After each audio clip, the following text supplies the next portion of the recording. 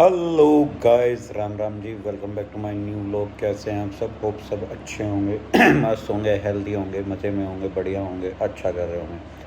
तो गाइस, आज सारा दिन सब लोगों ने भाई जो रिज़ल्ट आया है चुनाव का वो देख रहे होंगे, इलेक्शन का, कि भाई क्या स्थिति, यानी क्या स्थिति है, कौन सी पार्टी ने क्या करा क्या नहीं करा। तो आपने देख लिया होगा भाई, जो बीजेपी है उसको क्लियर मैंडेट नहीं मिला है, उसे क्लियर मेजोरिटी नहीं मिली है गवर्नमेंट बनाने के लिए। जो बीजेपी है वो 238 सीटों पे ही यानी सिमट गई है। कहाँ, यानी कि बीजेपी कह रहे थे भाई 400 पार 400 पार, वो अपने एनडीए के जो उसके साथी हैं ना उनको मिला के भी 290 पे रुक गई है, यानी कि 290 से ऊपर नहीं जा पाई, यानी 300 भी पार नहीं कर पाई। और उधर जो भाई कांग्रेस का इंडियन गठबंधन था भाई, उन्होंने अच्छा करा पिछले कई इलेक्शनों से जो उनकी स्थिति थी। और भाई मैं सेंटर के इलेक्शन में ये उम्मीद नहीं कर रहा था कि बीजेपी, मेरे को ये था, मैंने कल भी कहा कि 20-30 सीटों पे वो यानी कि पेज फंस सकता है कि 20-30 सीटें उनकी कम हो सकती हैं, पर मुझे ये उम्मीद नहीं थी भाई इतनी सीटें कम हो गई बीजेपी की। यानी कि लोगों में गुस्सा था, और ख़ासकर कुछ स्टेट्स में तो भाई बहुत तगड़ा झटका लगा। जैसे आप यूपी देख लो भाई, यूपी में 38 सीटें जो जीती हैं वो समाजवादी पार्टी ने जीती, और 7 कांग्रेस ने जीती, 45 सीटें वही ले गए।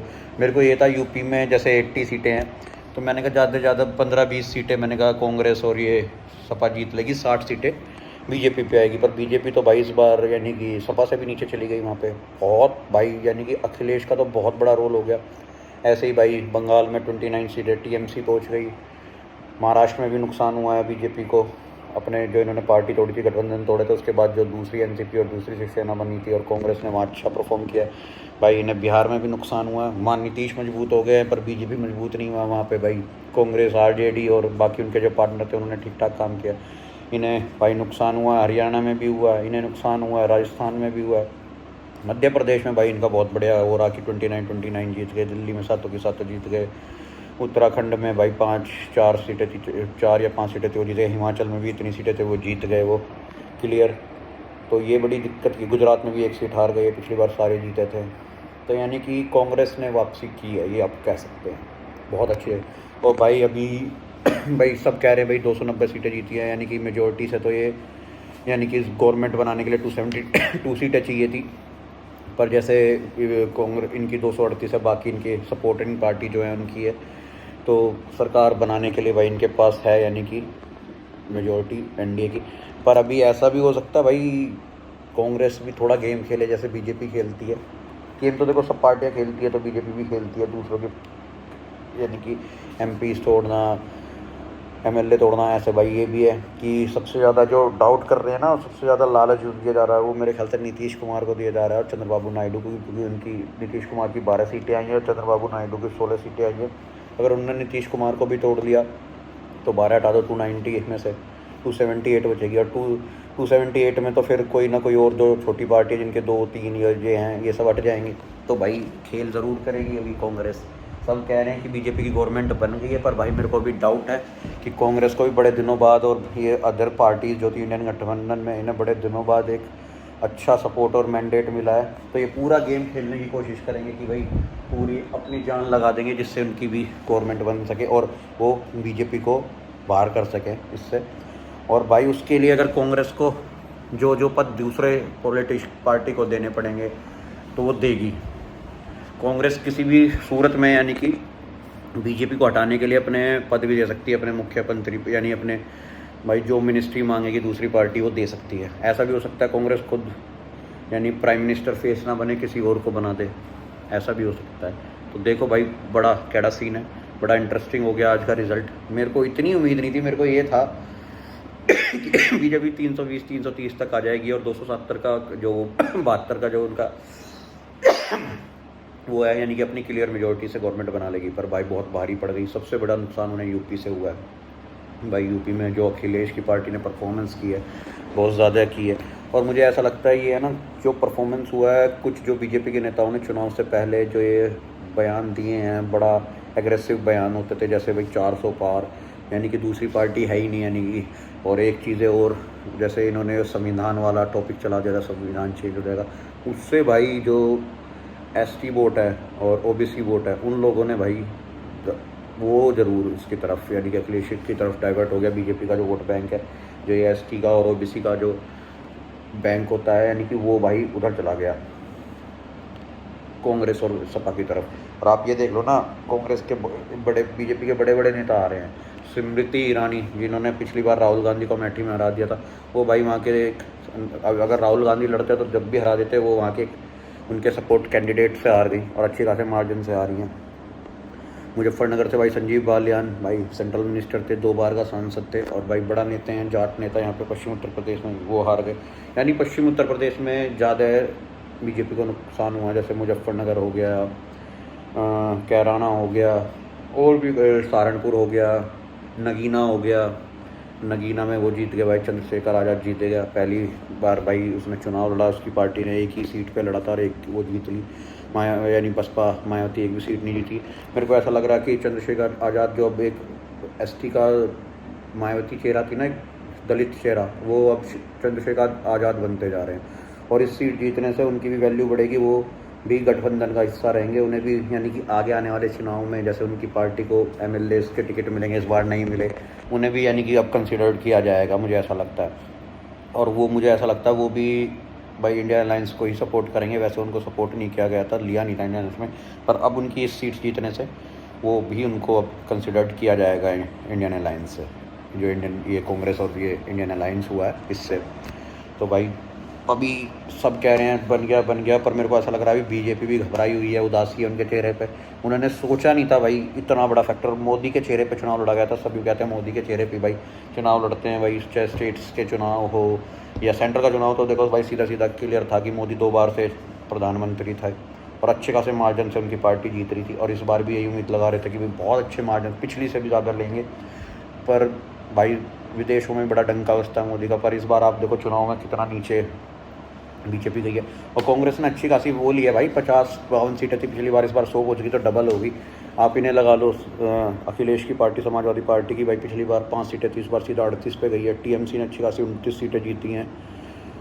तो कुछ पार्टियों को फ़ायदा हुआ है, यानी कि जो इनके सपोर्ट से इंडियन अलायंस के लिए, यानी कि बिहार में आरजेडी को भी फ़ायदा हुआ है।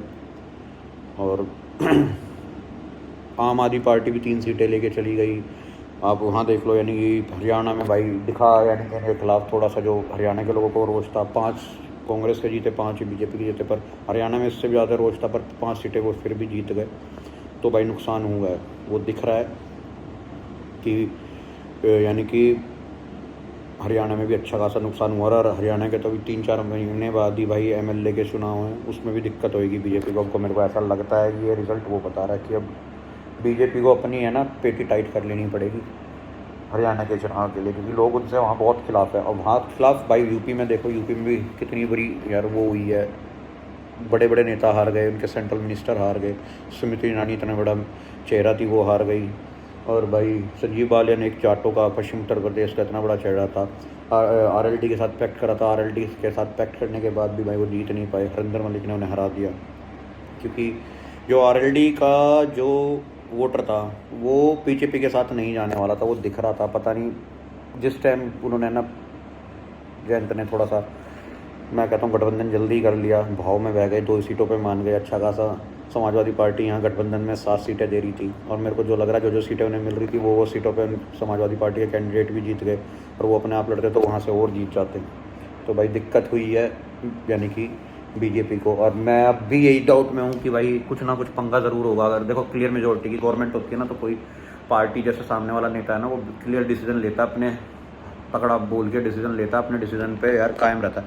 अब मोदी के साथ दिक्कत ये रहेगी भाई, उनके सपोर्टिंग दल है, जो उनकी सपोर्टिंग पार्टी है, उन्हें दिक्कत ये रहेगी भाई, मोदी को डिसीजन लेना पड़ेगा, उन्हें भी अपने कंट्रोल में लेना पड़ेगा, उन्हें अपने फेवर में लेना पड़ेगा। कोई मीटिंग्स होगी, जैसे मोदी ने भाई धारा 370 हटाई थी, किसी को उसमें नहीं लिया था क्योंकि क्लियर मेजोरिटी थी, उन्हें कोई दिक्कत नहीं थी, उनकी सरकार थी। ऐसे ही उन्होंने भाई राम मंदिर वाले में भी यही काम हुआ, उनकी मेजोरिटी थी, कोई दिक्कत नहीं हुई।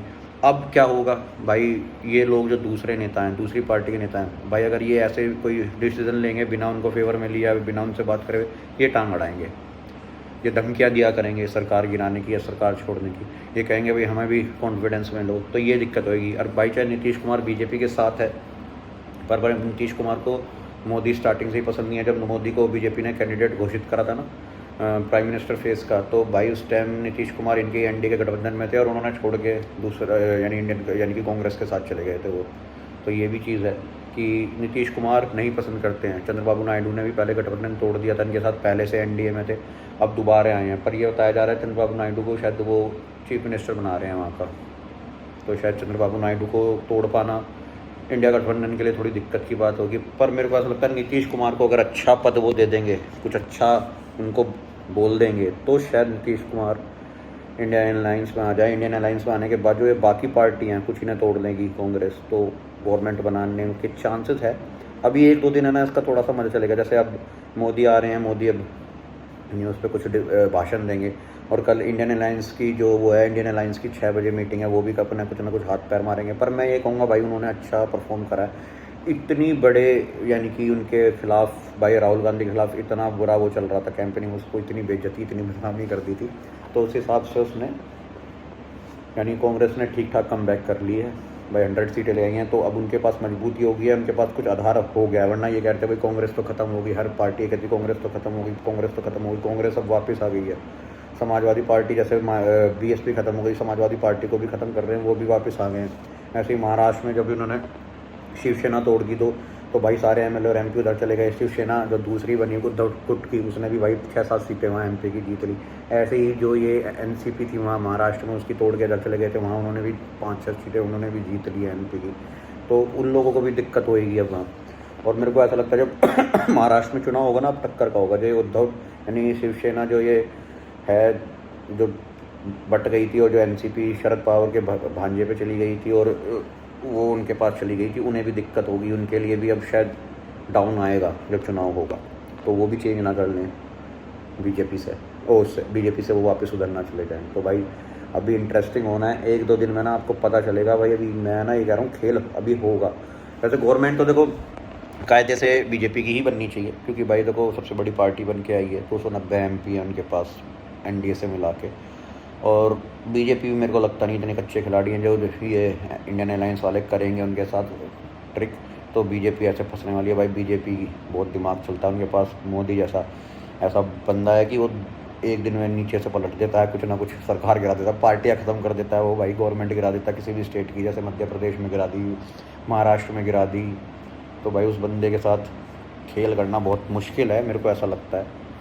वो बहुत सोच समझ के, अगर ये लोग उनकी तरफ से ऐसे ट्राई करेंगे किसी को तोड़ने की, वो इनके ज़्यादा तोड़ जाएगा मेरे को जो ये लगता है वो इनके एमपी ज़्यादा तोड़ देगा। वो कांग्रेस के और समाजवादी पार्टी के एमपी तोड़ देगा, पार्टी तोड़ने की बजाय इनके बंदों को ले जाएगा उधर खींच के।